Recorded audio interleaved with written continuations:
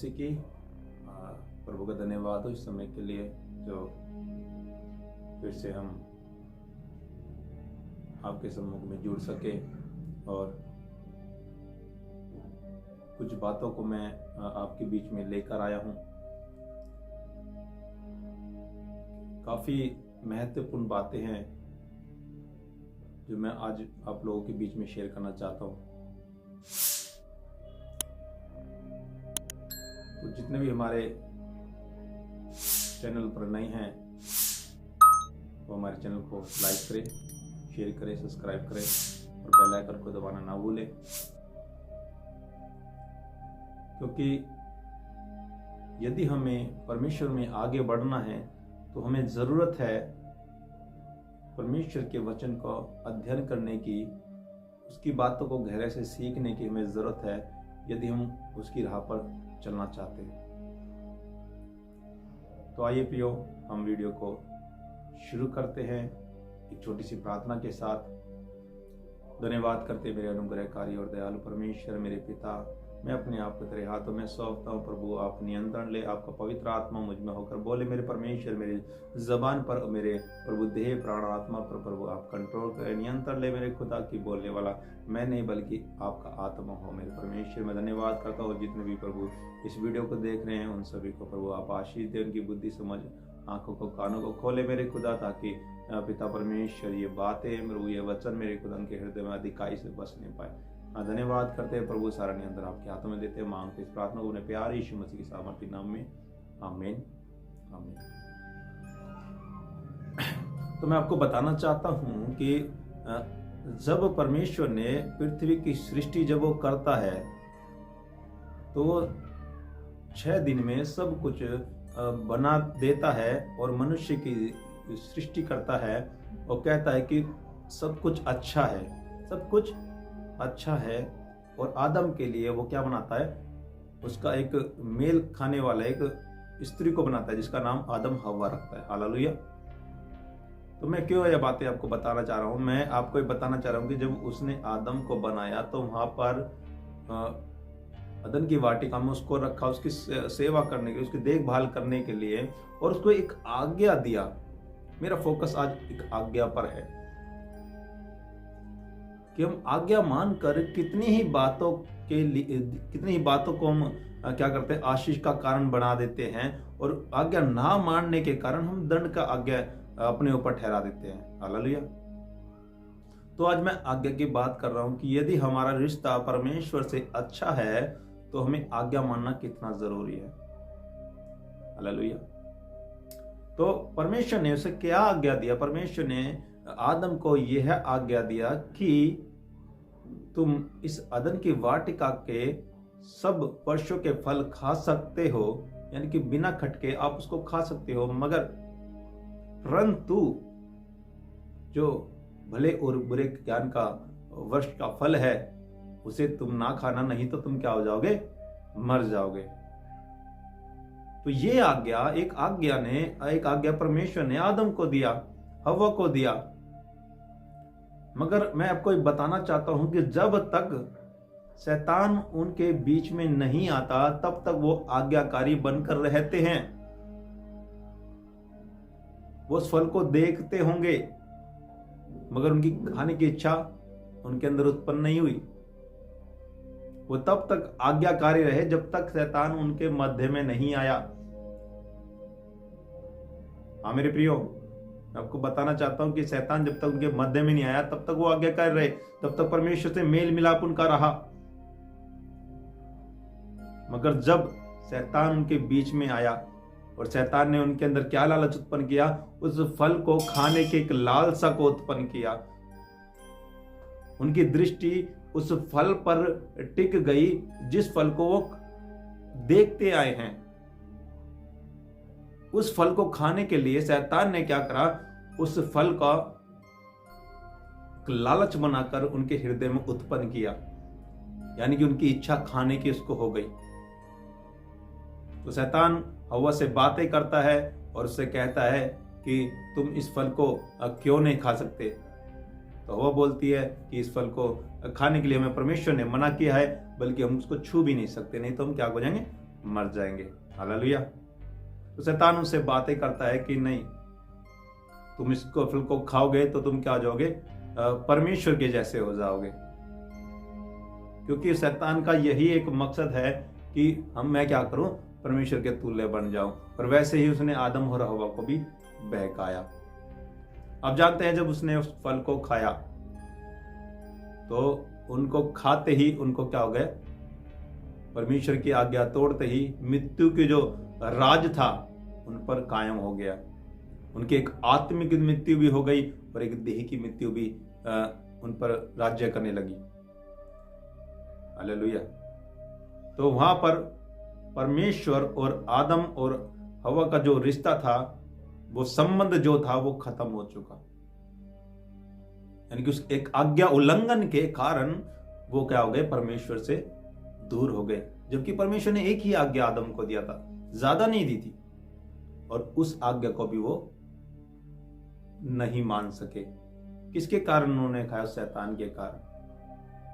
हाँ मेरे प्रियो, मैं आपको आज बताना चाहता हूं, यदि आप परमेश्वर का और आपका एक अच्छा संबंध है, एक अच्छा रिश्ता है, तो कोई भी बात आपके जीवन में ऐसी ना हो या ऐसी कमजोरी कोई ना हो जिससे शैतान आपका फायदा उठा सके। क्योंकि जब शैतान आपके बीच में आएगा तो आपका और परमेश्वर के रिश्ते को बिगाड़ना चाहेगा। वो लास्ट तक कोशिश करेगा कि आपको आपकी उस जगह से गिराए जहां पर आप हो। हाँ मेरे प्रियो, आप इस पर ध्यान दें थोड़ा सा कि परमेश्वर आदम को अपने संग रखना चाहता था, अपने साथ उसको रखना चाहता था, मगर शैतान ने क्या किया? शैतान ने वहां से, जैसे वो खुद गिराया गया था, वह आदन के वाटिका से भी उसको गिरवा दिया। तो शैतान चाहता है कि जैसे मेरी हालत है वैसे ही इनकी भी हालत हो, जिसे परमेश्वर ने अपनी समानता, अपने स्वरूप में बनाया। देखो, परमेश्वर से वो बदला नहीं ले सकता, मगर किसके ऊपर अपना अधिकार रख सकता है? उस मनुष्य पर जिसको परमेश्वर ने बनाया। तो हम देखते हैं स्त्री का वंश तो शैतान का वंश। हाँ मेरे प्रियो, शैतान का भी वंश है और स्त्री का भी वंश है। तो हमको मैं लेकर चलना चाहता हूं यीशु मसीह के ऊपर बात को, कि एक आदम ने आज्ञा ना मानकर कितना ही दंड अपने ऊपर ले आए, कितनी मृत्यु की प्रभुता अपने ऊपर ले आए, और एक आदम ने, यीशु मसीह ने आज्ञा मानकर क्या हुआ? परमेश्वर के दाहिनी ओर जा बैठा। हाँ मेरे प्रियो, जब यीशु मसीह आए, उनका जब बपतिस्मा हुआ, जब वो सेवकाई में कदम उन्होंने रखा, तो वहां पर क्या देखते हैं हम? 40 दिन जब उन्होंने उपवास किया, उपवास करने के बाद तो शैतान क्या करता है? देखो, शैतान भी उसके करीब आता है, उसको परीक्षा में लेकर चलता है। तो उसको 3 जगह उसको परीक्षा में लेकर जाता है, मगर यीशु मसीह ने कभी भी उसकी बातों को नहीं माना। क्यों नहीं माना? क्योंकि वो हुक्म किसका था? शैतान का हुक्म था। और शैतान के हुक्म को मानने के लिए वो नहीं आया। वो किसके हुक्म को मानने के लिए आया? परमेश्वर के हुक्म को मानने के लिए आया। हाँ मेरे प्रियो, तो जिस आदम ने आज्ञा को तोड़ा था, फिर यीशु मसीह ने उस आज्ञा को मानकर, जो परमेश्वर के द्वारा भेजी गई थी, क्या किया? वो स्थान प्राप्त किया कि वो परमेश्वर के दाहिनी ओर जा बैठा। काफी कोशिश करी शैतान ने उसको अपने आगे झुकाने की, मगर वो नहीं झुका। आपने मैं जानता हूं कि हम सब बचपन में क्या खेलते थे, एक सांप सीढ़ी वाला गेम खेलते थे। आपने देखा होगा, वो जिसमें सांप सीढ़ी खेलते हैं, उसमें जीना भी बना रहता है और सांप भी बने रहते हैं। तो बार बार ऊपर जाने की कोशिश करते हैं, मगर सांप क्या करता है? कहीं कहीं पर सांप डसकर उनको वहीं ले आता है, उसी स्थान पर जहां से वो शुरू करते हैं। समझ रहे आप मेरी बात? तो जब हम बार बार कोशिश कर कर ऊपर चढ़ जाते हैं, तो वहां पर क्या होता है? एक 99 पर वहां पर एक सांप होता है जो सीधा क्या करता है? यदि उस पर आप आ गए तो वहां आपको डसेगा और सीधा नीचे आ जाओगे, जहां से आप बिल्कुल नीचे शुरू किया था आपने। वो 100 को पार नहीं करने देता है। हाँ मेरे प्रियो, इसीलिए परमेश्वर का वचन कहता है कि जो अंत तक धीरज रहेगा उसी का उद्धार होगा। तो सांप तो आपको बार बार डसने की कोशिश करेगा। क्या आप परमेश्वर के बाड़े में रहोगे? यदि आप उसके बाड़े को पार करोगे तो आपको सांप डसेगा, आपको शैतान क्या करेगा, आपको जीवन को बर्बाद कर देगा। तो कितना जरूरी है जो आज्ञाएं परमेश्वर ने दी है उस आज्ञा को मानकर, उसके भय को मानकर हम चलते रहे।